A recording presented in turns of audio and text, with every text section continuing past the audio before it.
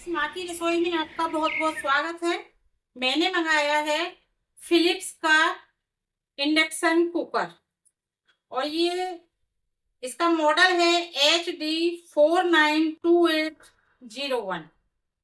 तो ये बहुत ही यूजफुल प्रोडक्ट है फ्रेंड्स, और बहुत ही जल्दी इसमें बहुत सारे फंक्शन दिए हुए हैं। और ये है 2100 वाट का।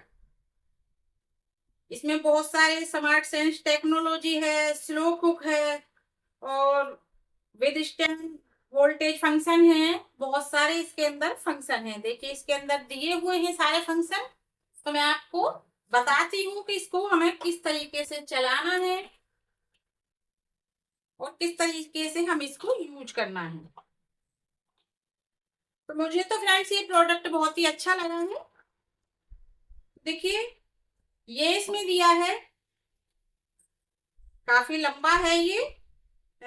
1 मीटर की इसके अंदर डोरी दी है और ये प्लग दिया है। तो प्लग तो ऑलमोस्ट सभी के अंदर होता ही है। तो देखिए इसके अंदर क्या क्या है।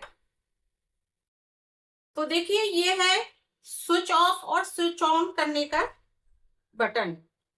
ये हम किसी भी रेसिपी को पॉज करना चाहते हैं तो उसके लिए ये बटन है। ये है, हम अगर प्रेशर कुकर चलाएंगे तो मैं आपको इधर से ऐसे दिखाती हूँ।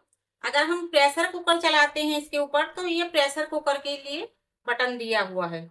ये हमें स्लो कुक करनी है, कोई भी कुक स्लो करनी है तो ये उसके लिए दिया हुआ है। और ये है स्टिर फ्राई, मतलब कोई चीज हमें फ्राई करनी है लो फ्लेम पे तो हम उसके लिए दिया है। और इसमें ये दिया है, मैनुअल दिया है। मैनुअल के हिसाब से आप कुछ भी बना सकते हैं। और ये रोटी या डोसा के लिए दिया हुआ है, इसमें आपको कुछ भी नहीं करना। रोटी डोसा के लिए इसमें आप सिर्फ बटन दबाना है, स्विच ऑन करना है और बटन दबाना है।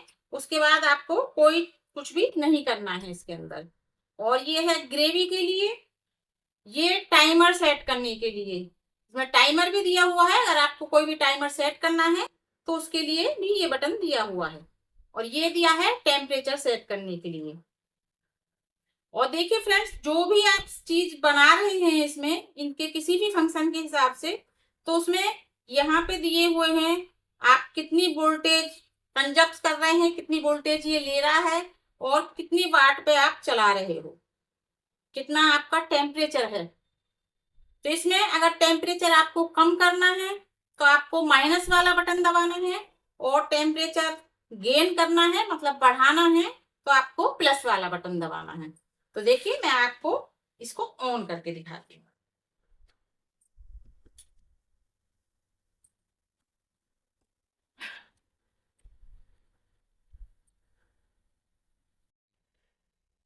तो देखिए मैंने बटन ऑन कर दिया है, और स्विच ऑन करने के बाद देखिए इसमें रेड लाइट मतलब लाल बत्ती जलने लगी है, आपको दिख रही होगी। ये डिप डिप हो रही है बत्ती। तो ये हम इसको ऑन कर देंगे, और इसको ऑन करने के बाद समझ लीजिए कि हमारा इंडक्शन चालू होने के लिए रेडी है। तो आपको जो भी आपको कुक करना है, कुछ भी करना है। अब जैसे मैंने ग्रेवी का बटन दबाया, तो ग्रेवी के लिए देखिए, तो देखिए यहाँ से शुरू करते हैं। सबसे पहले मैंने मैनुअल मैनुअल बटन दबाया, तो ये मैंने सबसे पहले ऑन कर दिया, और ऑन करने के बाद ये मैंने मैनुअल बटन दबा दिया। तो मैनुअल में यह है कि हम कोई भी छोटी मोटी किस तरह की भी चीज बनाते हैं तो उसके लिए है मैनुअल। तो ये 2 मिनट का इसमें टाइम आ गया है। 160 डिग्री इसमें टेम्परेचर ले रहा है इस टाइम पे, और ये 1000 वाट तक जा रहा है इस टाइम।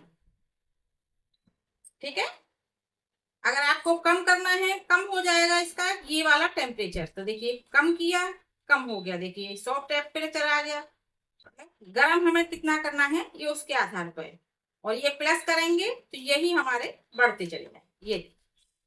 तो इसी तरीके से माइनस, और ये हमारा टाइम सेट है। तो ये हो गया।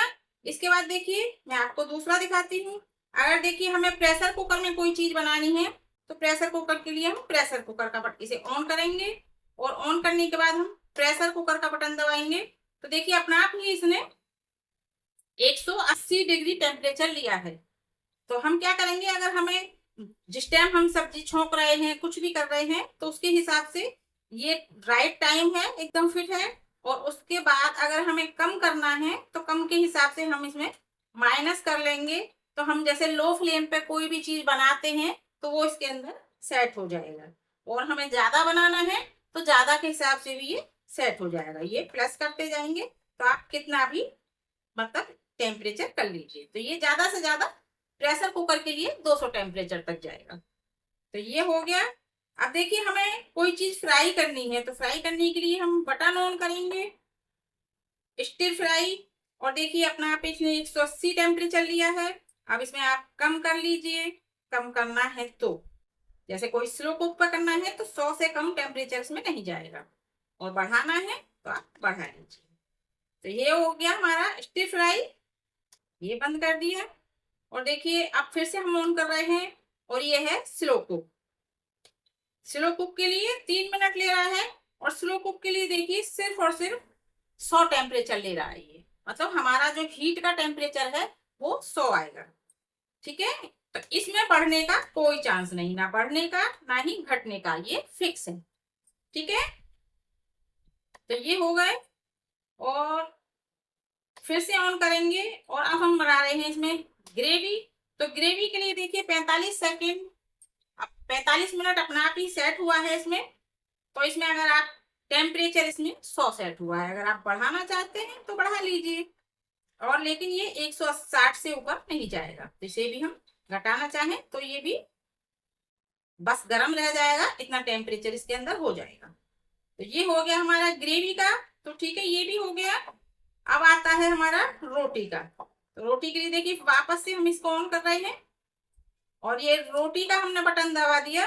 तो रोटी के लिए देखिए इसमें एक मिनट के लिए आया है और 130 टेम्परेचर आया है। इसमें भी बस थोड़ा सा ही बढ़ा सकते हैं हम 160 तक, इससे ज्यादा नहीं बढ़ाएंगे। क्योंकि हमारा जो नॉर्मल हमारा इंडक्शन होता है उसमें हमारा टेम्परेचर अपना आप से सेट नहीं होता है, अगर हमें पता नहीं है कि हमारा टेम्परेचर ज्यादा भी बढ़ जाता है। तो देखिए ये हो गया हमारा रोटी का। तो कम कर दे हैं तो कम भी हो जाएगा, बस ज्यादा से ज्यादा हम कम कर लेंगे। अब इसमें भी क्या है, हमें इसको रोकना है किसी भी चीज को, तो पॉज कर देंगे।